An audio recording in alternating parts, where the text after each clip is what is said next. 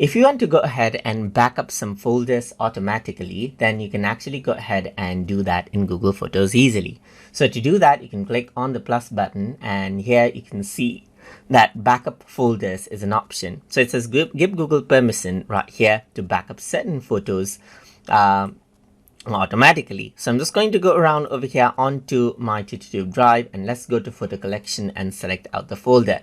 In that case, I can allow Google Photos to simply update out the folder. And once you do that, now what happens is that Google Photos will now have access to that particular folder and will be able to back up this photo automatically. So you can see that this is what you have. So I got my photos right here, but let me just go around onto photos, and here you can see that I got these 4 photos which are added today automatically. And that is how you can automatically back up a folder inside of Google Photos. So if you guys learned something as always, and as always, please like, comment, share, and subscribe.